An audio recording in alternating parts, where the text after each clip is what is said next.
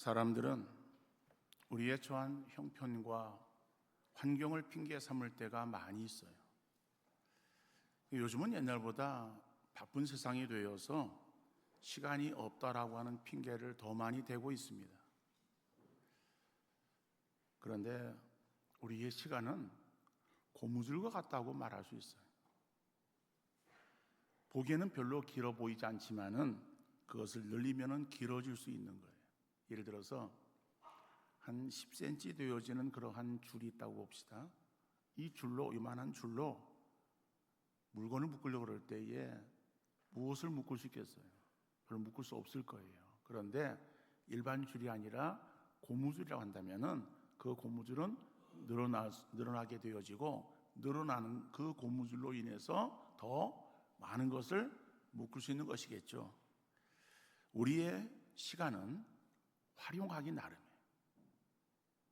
성경은 마지막 때가 되었으니 시간을 아끼라고 말씀하는 거예요. 이 말은, 시간을 아낀다는 그 말은 시간을 잘 선용하라, 활용하라 하는 그러한 말씀이에요. 무엇이 중요한지, 우리가 무엇을 우선적으로 해야 되는지에 대한 분별력을 가지고 시간 조절을 잘 하라는 말씀이에요. 믿음 생활에 등한히 하는 거, 내가 믿음 생활을 행해야 되는데 예를 들어서 시간이 없어서 못한다 라고 그렇게 핑계를 대는 것은 시간이 부족해서 그런 것이 아니라 우리의 믿음이 부족해서 그런 거예요. 그래서 성경은 요한계시록 2장 5절에서 이렇게 말씀합니다. 그러므로 어디서 떨어졌는지를 생각하고 회개하여 처음 행위를 가지라. 만일 그리하지 아니하고 회개하지 아니하면 내가 네게 가서 내 촛대를 그 자리에서 옮기리라. 어디서 떨어졌는지를 생각하고 회개하여 처음 행위를 가지라라고 말하는 거예요. 그런데 이 말씀 앞에 나오는 4절에 보면은 너희가 처음 사랑을 버렸다라고 말해요. 그래서 어디서 떨어진 것을 생각하고 그 처음 행위를 가지라고 권면하는 그러한 말씀을 우리가 보고 있는 것이죠. 자, 그런데 처음 사랑이라고 하는 것은 무엇을 말하는가 하면은 주님에 대한 처음 사랑이에요. 그러니까는 주님을 우리가 사랑했던 처음 그 믿음을 말하는 것이죠. 그러니까는 처음 사랑이라고 하는 말과 주님에 대한 그러한 처음 믿음이라고 하는 말은 같은 의미의 말이라고 볼 수 있어요. 여러분, 우리가 믿음을 말할 때에 내 믿음이 정말 지금 어느 정도에 이르고 있는가 하는 것을 살피는 여러분들 되어질 수 있기를 바랍니다. 믿음이 점점 쇠퇴해서 그래서 바닥을 치는 그러한 우리의 모습은 아닌가, 아니면은 그 믿음이 자라지 못하고 계속해서 그냥 제자리 걸음을 걷고 있는 그러한 상태에 있지 아니하는가. 그런 믿음이라고 하는 모습과 주님에 대한 사랑과 이것은 같은 말 아니에요? 우리가 주님을 사랑한다고 할 때에 그 사랑의 모습이 어떠한 모습이 되어야 되겠습니까? 그 사랑이 점점 성숙해지고, 그리고 그 사랑의 모습이 점점 폭이 넓어지고 깊이가 깊어지는 그러한 큰 사랑으로 변모되어야 되는 거예요. 그런데 주님에 대한 사랑이 점점 식어져서, 그래서 지금은 내가 주님을 사랑하는지 주님을 사랑하지 않는지 전혀 분간이 되지 않는 그러한 상태에 머무르고 있다고 한다면은 우리의 신앙 생활을 잘하고 있다라고 우리가 말할 수 있겠는가라고 하는 것이죠.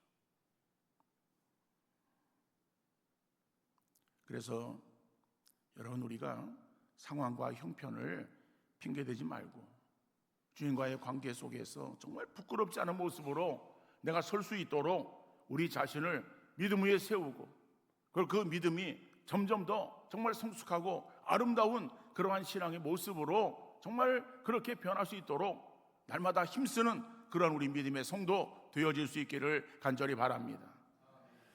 오늘 본문의 사사들의 시대는 우리가 잘 알고 있듯이 영적 흑암기였고 혼돈의 시대였어요. 영적 리더가 없는 상황 속에서 제각기 자기의 생각대로 그냥 우왕좌왕하던 그러한 시대였습니다. 하나님을 찾기보다는 하나님을 떠나 세상에 속해 있었고 우상을 찾아서 비틀거리던 시대가 바로 이 사사시대였어요. 근데 하나님께서는 이스라엘을 버리지 않으셨어요.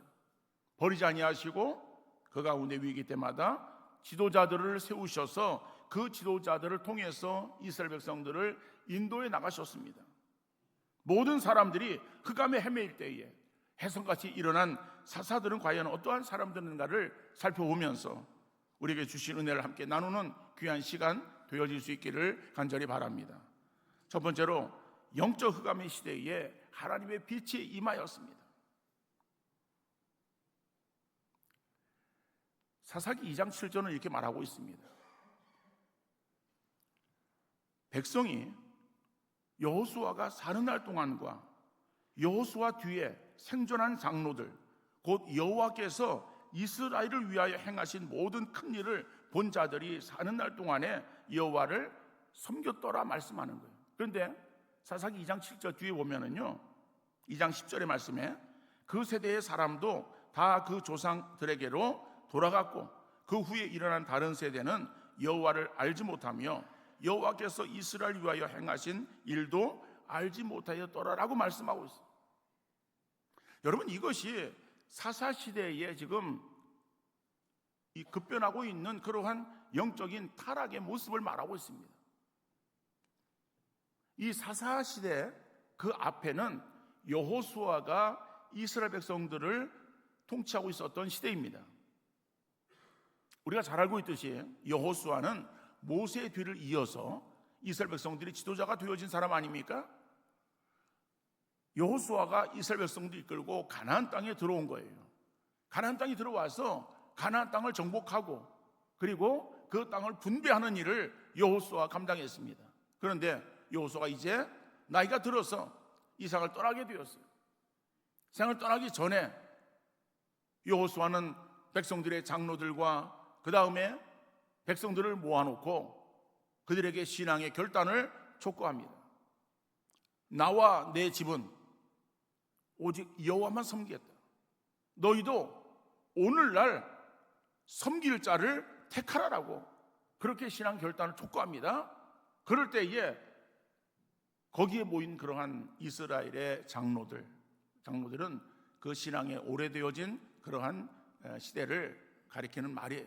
어떻든 간에 그 장로들과 그 다음에 모든 백성들이 우리도 당신처럼 그렇게 여호와 하나님만 섬기겠습니다라고 같은 목소리로 신앙의 결단을 함께 고백합니다.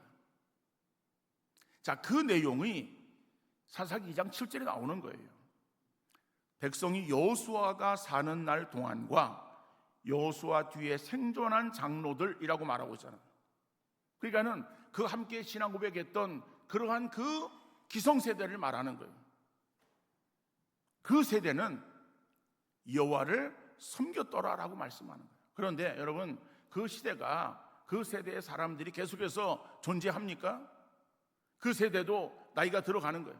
나이가 들어가면은 이 세상을 떠나게 되어지는 거예요. 그래서 사사기 2장 10절에 나오는 말씀은 그 세대의 사람도 다 그 조상들에게로 돌아갔고 다 죽었다는 얘기예요. 그 후에 일어난 다른 세대는 이라고 말하고 있습니다.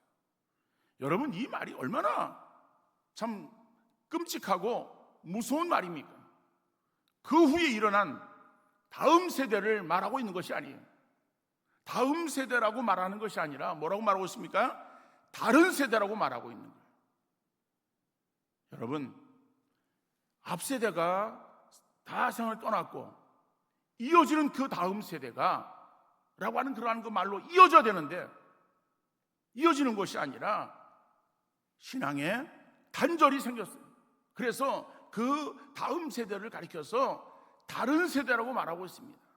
그 다른 세대는 여호와를 알지 못하며 여호와께서 이스라엘 위하여 행하신 일도 알지 못하였더라라고 말하는 거예요. 여러분, 아니 어떻게 그들이 앞에 이루어진 일을 알 수 있겠습니까?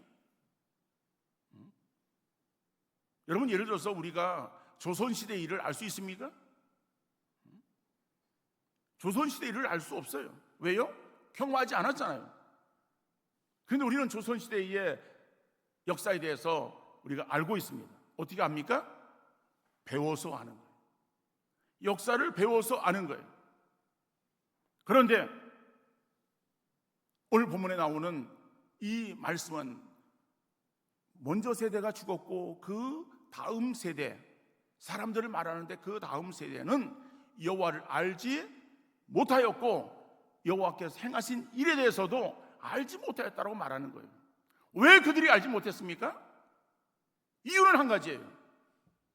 전 세대가 가르쳐주지 않았기 때문에 그런 거예요.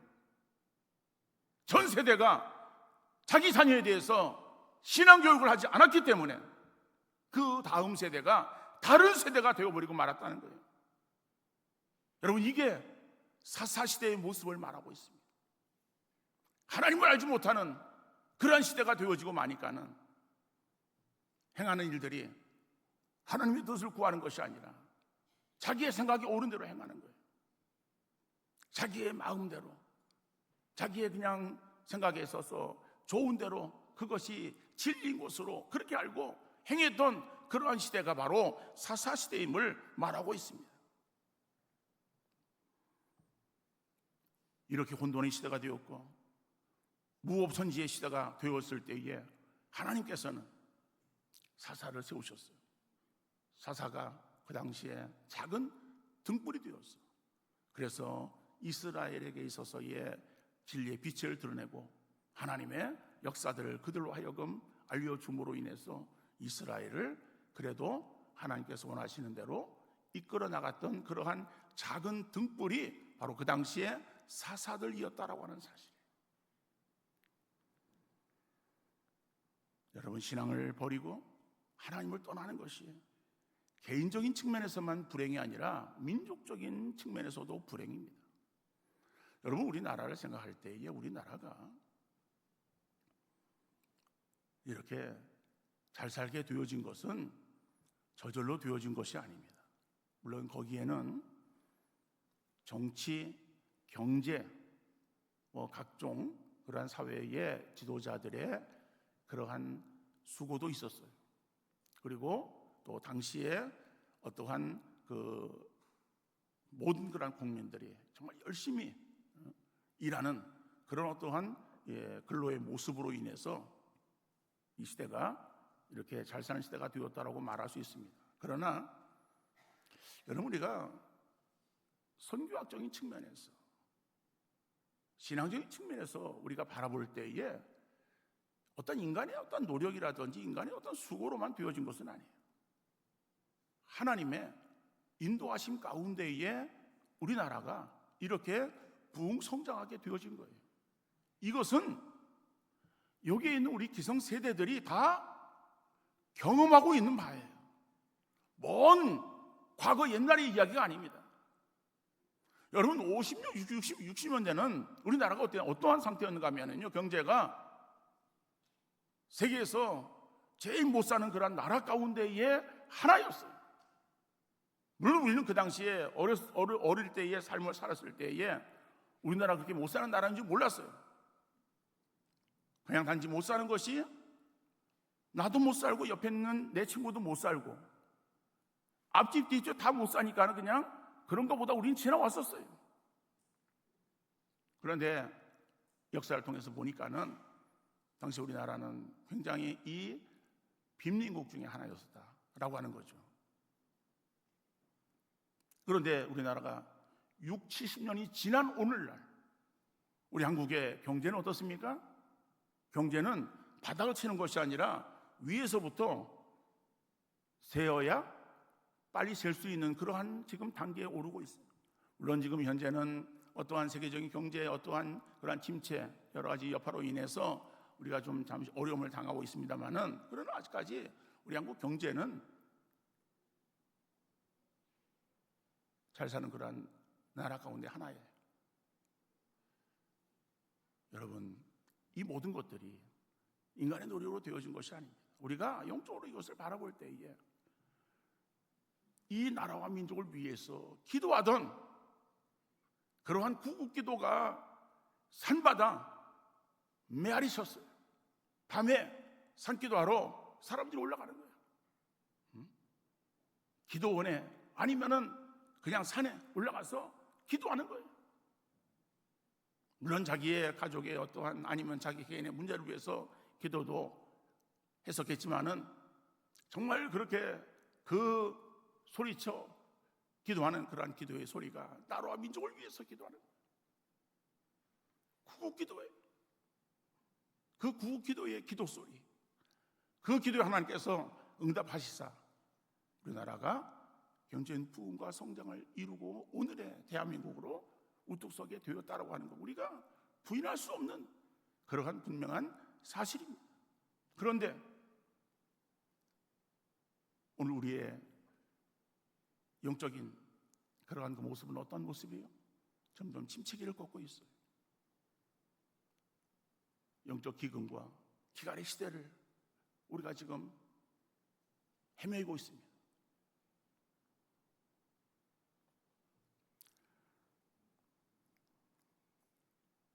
휘황찬란한 불빛 아래서 영적으로 암흑기를 걷고 있는 그런 우리의 세대. 그래서 우리는 지금 다음 세대를 심히 걱정해야 되는 그런 때가 되어버리고 말았어요. 그럼에도 불구하고 우리 부모들은 말로는 다음 세대를 위해서 기도하지만은 간절히 자기 자녀를 위해서 눈물로 울며 하나님 앞에 기도하며 몸부림치는 그러한 그 부모들을 우리가 얼마나 볼 수 있는가라고 하는 거예요. 다 강 건너 불구경하듯이 멀리 있는 이야기로 생각하는 거예요. 우리의 가정의 문제인데 다른 가정의 문제인 것처럼 그냥 우리가 그러한 기도를 한마디 함으로 인해서 내가 내 책임을 다하는 것처럼 우리 그렇게 무심하게 지나고 있지 아니하는가, 우리 자신들 한번 돌아볼 수 있기를 바랍니다. 우리의 가정의 신앙이 영적으로 무너져 가는데 우리 거기에는 아랑곳하지 아니하고 거기에는 우리는 너무 관대한 마음으로 덮어주면서 다른 가정들을 우리가 염려하고 있는 안타까운 모습을 이루고 있다라고 하는 사실이에요. 여러분, 우리의 세대가, 우리의 자녀들의 다음 세대가 오늘 사사시대에 나오는 다른 세대가 되어서는 결코 안 될 것입니다. 다른 세대가 되어서 하나님을 알지 못하는 그러한 그 세대 가운데에 내 자녀가 거기에 들어있다고 한다면은 우리가 얼마나 통탄한 일입니까? 얼마나 그 부분들을 바라보면서 우리가 안타까이 여기며 기도해야 되겠습니까? 여러분, 구소련이 무너졌어요. 구소련은 제2차 세계대전을 일으켰던 그러한 나라예요. 우리나라 한국전쟁에 있어서도 소련의 힘을 받아가지고 북한이 무력 침공한 거 아니에요? 그러니까 우리나라에도 굉장히 어려움을 준 나라예요. 공산주의 국가에 있어서의 제일 수장 국가예요. 그런데 그 나라가 하루아침에 망했어요. 소련이 망한 뒤에 러시아의 최고의 과학자, 공산당 지도자, 각종의 그러한 지도자들 100여 명이 모여가지고 소련이 왜 망하게 되었는지를 한 3년 정도 연구를 했다 그래요. 나라가 망하려면은 전쟁이 일어나든지 아니면은 내분이 일어나든지 그래야 되는데 소련을 건드린 나라가 없어요. 안에 내분도 일어나지 않았어요. 그런데 소련이 무너졌어요. 그 무너진 원인에 대해서 100여 명의 그러한 각종의 전문가들이 이리저리 궁리를 합니다. 그래서 나중에 얻어진 결론이 무엇인가 하면은 하나님을 떠났기 때문이라는 결론을 내리게 됩니다. 소련은 공산주의 국가예요. 하나님이 없다고 선전하며 기독교를 핍박하며 박멸하려고 했던 소련이 결국에는 무너져 버리게 되었다는 것입니다. 이스라엘 역사를 볼 때에도 그들이 잘 먹고 잘 살기 위해서 하나님을 떠나 우상을 섬길 때에 잘된 것이 아니라 결국 패망하고 말았어요. 오늘 우리의 세대를 직시해 볼 수 있기를 바랍니다. 왜 영적으로는 잘 먹고 잘 평안하니까는 배부르고 등 따뜻하면은 영적으로 우리가 무너져 내릴 수밖에 없어요. 결과는 우리나라의 내적으로 영적 기근과 기갈 상태에 헤매고 있다라고 하는 거예요. 여러분, 파리 올림픽 내일이면 이제 폐막식을 행할 거예요. 말도 많았고 개막서부터 우리나라에 대한 실수가 있어서 국민들의 분노를 사고 있어요. 그러나 이 파리 올림픽 겉으로 볼 때는 외형적으로 굉장히 화려한 이 퍼포먼스를 통해서 화려하게 시작을 하고 그리고 진행되어지는 것처럼 보여졌지만은 이번에 영적으로 볼 때는요, 이 파리 올림픽이 굉장히 문제가 있는 올림픽이다라고 하는 거예요. 영적으로 볼 때.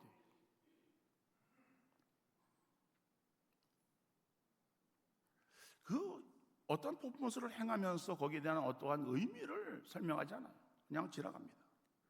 사람들이 지나가는 그런 그 어떠한 화려함에 그냥 도취되어서 그런가 보다라고 그냥 지나쳐 왔었어요.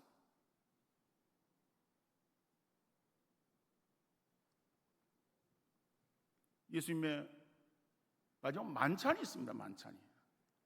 우리 초유 만찬. 그래서 그죠? 그림을 이렇게 성화를 걸어놓기도 하고 또 그런 그림에 대해서 우리가 알고 있어요. 그런데 거기에 파리 올림픽에 등장되어진 그러한 그 사람들, 그런 사람들이 동성애자들 거기에다가 사도로 앉혀놓은 거예요. 예수님 12제자를 동성애자들로 이렇게 쳐놓은 거예요. 그래서 이 파리 올림픽이요, 동성애적이고 무신론적이 아니라 반기독교적인 사단적인 그러한 어떤 퍼포먼스를 막 행하는 거예요. 여러분, 그런 그 올림픽은 자녀들하고 같이 보는 거야. 우리가 그 자녀들에게 주는 영향이 어떻겠습니까? 그러니까 오늘의 시대가 이런 시대가 되어지고 있다라고 하는 것을 단적으로 보여주는 하나의 예라고 우리가 그렇게 생각할 수 있어요. 그러므로 오늘의 시대를 우리가 좀 영적으로 여러분들이 한번 좀 바라볼 수 있는 그런 영안이 열려질 수 있기를 바랍니다.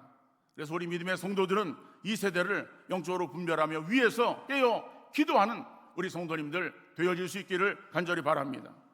진리의 불빛이 그려지고 꺼져가고 있는 이때에 우리 믿음의 성도들이 영적 진리의 빛을 발할 수 있는 그러한 은혜가 있어질 수 있기를 간절히 바랍니다. 악한 세대에 물드는 것이 아니라 영적으로 깨어서 믿음의 빛을 발하는 수원세빛교회 성도 다 되어질 수 있기를 간절히 바랍니다. 두 번째로, 연약함 가운데 하나님을 신뢰했어요. 오늘 본문에 보면은 내가 무슨 말을 더하리요? 기드온, 바락, 삼손, 입다, 다윗 및 사무엘과 선자들의 일을 말하려면 내게 시간이 부족하리로다라고 말하고 있습니다. 앞에 나오는 기드온, 바락, 삼손, 입다라고 하는 그러한 사람들은 사사들을 말하는 거예요. 그리고 사무엘과 선지자들 이렇게 말하고 있어요. 우리가 다 이 사람들을 살펴볼 수는 없습니다만은 이스라엘의 사사가 12명이에요. 그 가운데 대표적인 사사 그러면은 오늘 본문에서 나오고 있듯이 기드온과 삼손을 생각할 수 있습니다. 자, 기드온은 미디안 군대가 침략하고 공격할 때에 그럴 때 사사로 세워서 그 미디안 군대를 막고 이스라엘을 지킨 그러한 사사였어요. 미디안 군대가 12만 5천 명의 군대를 이끌고 이스라엘을 쳐들어왔습니다. 그래서 이스라엘도 하나님께서 기드온을 세우셔서 이제 그들을 막아서 싸우도록 그렇게 행하셨어요. 그래서 기드온이 이제 사람들을 군사로 모집합니다. 그래서 나온 사람들이 몇 명이나 되어졌는가 하면은 3만 2천 명이 나왔어요. 3만 2천 명과 12만 5천 명이 싸우는 거예요. 그러면은 한 4배가 더 많은 거예요.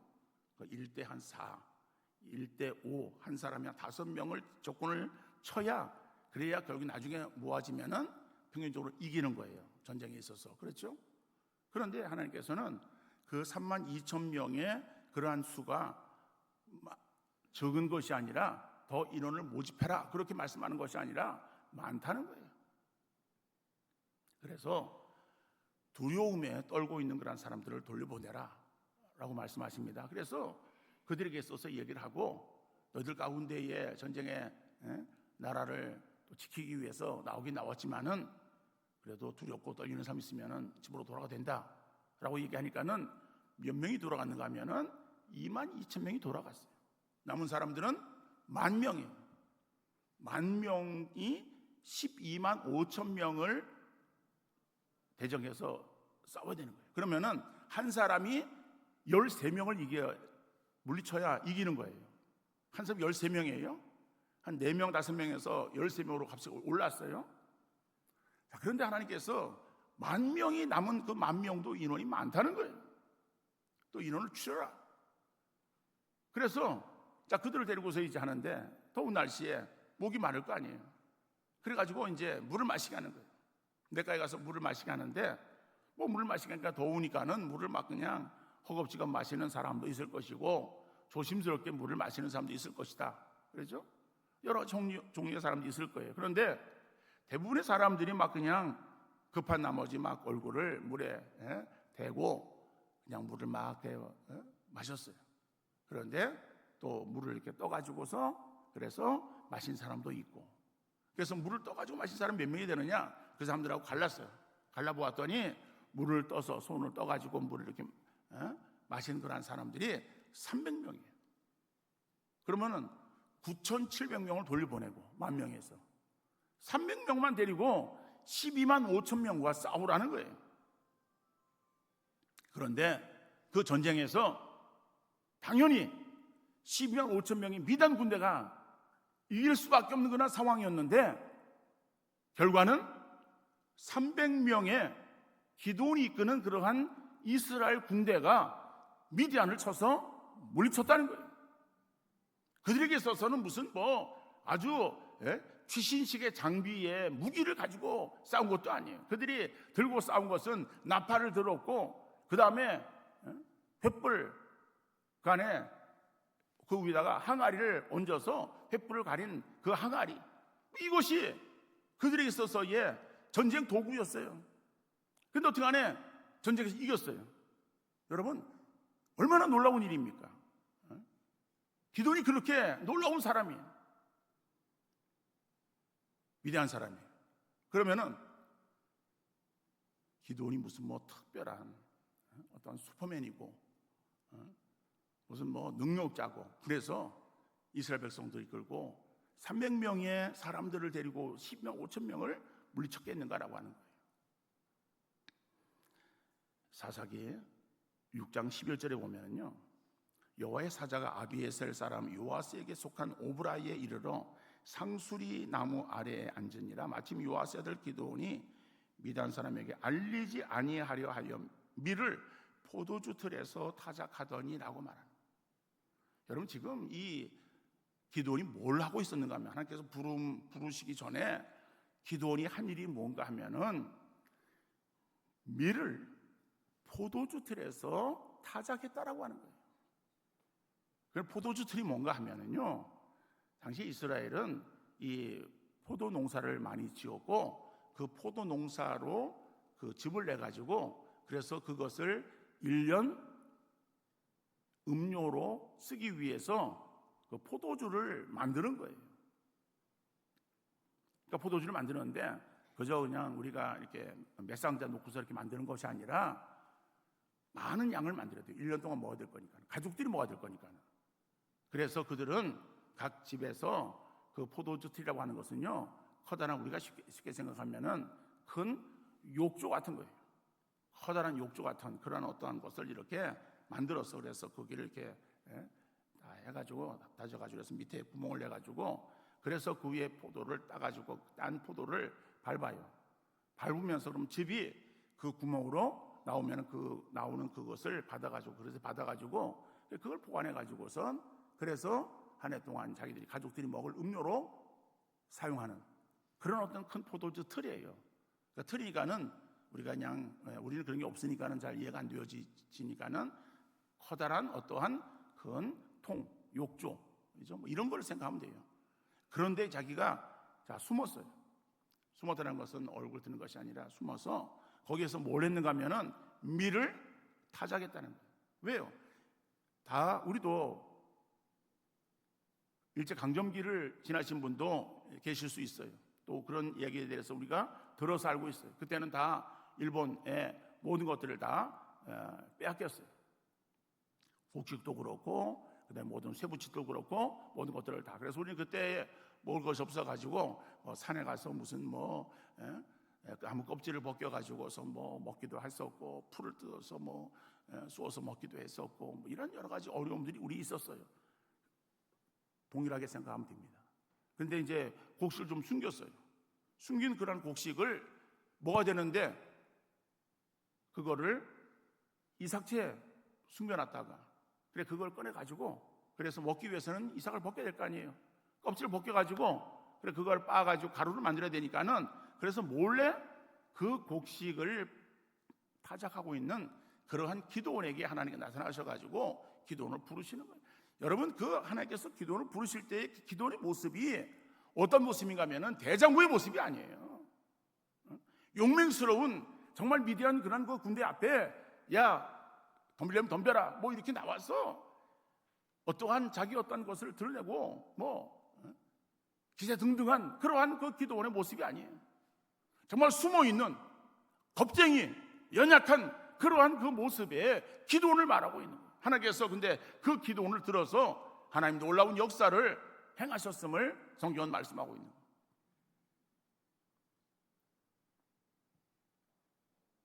삼손 힘이 장사였습니다. 히랍 신화에 헤라클레스가 있다고 한다면은 성경에는 뭐예요? 삼손이 있어요. 삼손이 얼마나 힘 있는가 하면요, 사사기 16장 3절 말씀 보면은 삼손이 밤중까지 누워있다가 그 밤중에 일어나 성 문짝들과 두 문설주와 문빗장을 빼어가지고 그것을 모두 어깨에 메고 헤브론 앞산 꼭대기로 가니라. 이해가 잘 안 되죠? 여러분이 쉽게 생각하면요, 저 우리 팔달문에 가서 팔달문에 성문 있잖아요. 성문에 그 빗장 그런 거 설주 그런 거 다 그래 가지고 성문을 그냥 통째로 그냥 빼가지고 그걸 어깨에 메고서 헤브론 산에 올랐다는 거예요. 우리나라 지금 우리 현재 상황 말한다면은 그거 빼가지고 팔달산에 올라갔다는 거예요. 얼마나 힘이 장사였는가라고 하는 것을 지금 말씀하고 있어요. 그런데 그 삼손이 그러한 힘이 장사였지만 어떻게 했습니까? 그 여자 들릴라에게 있어서 꼬임에 빠져가지고 결국에 자기 어떤 비밀을 누설할 수밖에 없었고, 그리고 두 눈이 뽑혀가지고 그래서 연자매들을 돌리는 그런 아주 비참한 그러한 지경에 처한 삼손을 우리가 생각할 수 있습니다. 다윗이 우리는 그의 어떠한 전성기 때의 싸움에 능한 그러한 장수의 모습, 왕의 모습만 생각합니다. 그런데 왕으로 기름 부음 받기 전에 다윗이 어떤 모습이었어요? 자기 아버지에게도 인정받지 못하던 그러한 사람 아니었습니까? 사무엘이 그 뿔통에다가 기름을 담아가지고 그리고 와서 기름을 부으려고 그래요. 하나님께서 이새의 집에 가서 기름을 부어라. 아들들을 다 나오라 그럽니다. 그래서 아들들을 볼 때마다 다 맞는 것 같지만은 하나님께서 아니라고 해서 다 통과하는 거예요. 다 끝났어요. 근데 하나님께서 그 집에 가라고 그랬으니까 그 집에 분명히 사람이 있는데 자기가 나온 사람은 다 끝났어요. 아들이 없느냐? 한 사람이 있긴 있는데 우리 말째입니다. 막내입니다. 그런데 조그맣고 볼품이 없습니다. 그래서 양지키라고 그래서 여기에 데려오지 않았습니다. 데려오시오. 데려오니까는 아버지 이세 보기에도 보잘것없고 연약하기 짝이 없는 그러한 사람이었지만 하나님께서는 뭐예요? 내 마음에 합한 사람이다. 그에게 기름을 부어라라고 말씀하셔가지고 기름 붓게 되잖아요. 여러분, 하나님으로부터의 부름 받기 전에 사사나 선지자나 왕이나 그 모든 그러한 사람들이 다 어떤 사람들인가 하면은 연약한 사람들이었어요.